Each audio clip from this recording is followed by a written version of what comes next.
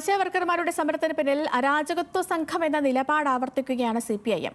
സമരക്കാരുടെ ആവശ്യങ്ങളെ മാനിക്കുമ്പോഴും അതിന് പിന്നിലെ നിഷ്പക്ഷ താൽപര്യക്കാരെ അംഗീകരിക്കാനാവില്ല എന്നാണ് നിലപാട്.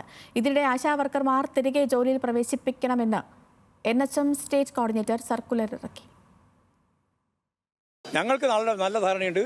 നല്ലപോലെ അരാഷ്ട്രീയ അരാജകത്വ വിഭാഗം അതിൻ്റെ പിന്നിലുണ്ട്. പക്ഷേ ഏത് സമരത്തെയും ഞങ്ങൾ തള്ളി പറഞ്ഞിട്ടില്ല. ലോകത്ത് ഇന്നേ വരെ മാർക്സിസ്റ്റുകാർ ഒരു സമരത്തെയും തള്ളി പറയേണ്ട കാര്യമില്ല. വർഗ്ഗസമരത്തിൻ്റെ ഭാഗമായിട്ട് ഏറ്റക്കുറച്ചിലോടുകൂടി സമരങ്ങളും പ്രക്ഷോഭങ്ങളൊക്കെ നടത്തും. അത് പരിഹരിക്കാൻ ആവശ്യമായ നിലപാടും സ്വീകരിക്കും.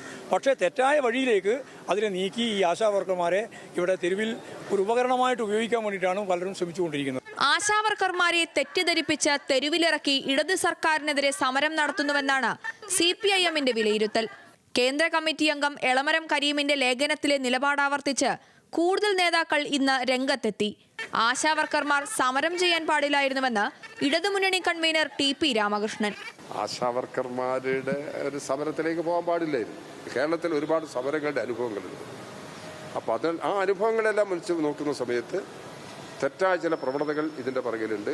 അത് ആ നിലയിൽ ചൂണ്ടിക്കാണിച്ച് പ്രശ്നങ്ങൾക്ക് പരിഹാരം കാണുന്നതിന് വേണ്ടിയുള്ള നിലപാടാണ് പൊതുവെ ഗവൺമെന്റ് ഇക്കാര്യം സ്വീകരിക്കുന്നത്.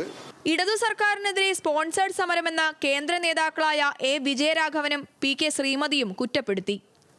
ഈ കമ്മ്യൂണിസ്റ്റ് പാർട്ടിക്കെതിരെ തെറ്റായ സമരങ്ങളൊക്കെ ഇവരുണ്ടാക്കാൻ നോക്കുക. അതൊക്കെ ഇപ്പോൾ എല്ലാ കാലത്തും ഉള്ളതാണ്. തെരഞ്ഞെടുപ്പ് വരാൻ പോകുന്ന ഒരു കൊല്ലം കഴിഞ്ഞാൽ കുറച്ച് അധികം സമരം ഇജാതി നമുക്ക് പ്രതീക്ഷിക്കാം. അതെ, സ്പോൺസേഡ് വഴി ഇത്തരം സ്പോൺസേഡ് സമരങ്ങൾ ധാരാളം ഈ കേരളത്തിലുണ്ടാവും. കഴിഞ്ഞൂറിയുണ്ടായിരുന്നില്ലേ?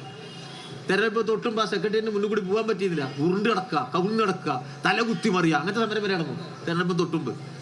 ഈ സമരത്തിന് നേതൃത്വം കൊടുക്കുന്ന ഏതോ ചില സംഘടനകൾ യാതൊരു സംശയവും വേണ്ട BJPയുടെ കൈകളിൽ കളിക്കുന്ന ഒരു ചട്ടുകമായി കോടാലിയായിട്ട് മാറിയിരിക്കുന്നു. സമരക്കാരുടെ ആവശ്യങ്ങൾ പൂർണ്ണമായി അംഗീകരിച്ച് സമരം ഒത്തുതീർപ്പാക്കാനാകില്ലെന്നാണ് നേതാക്കളുടെ നിലപാട്.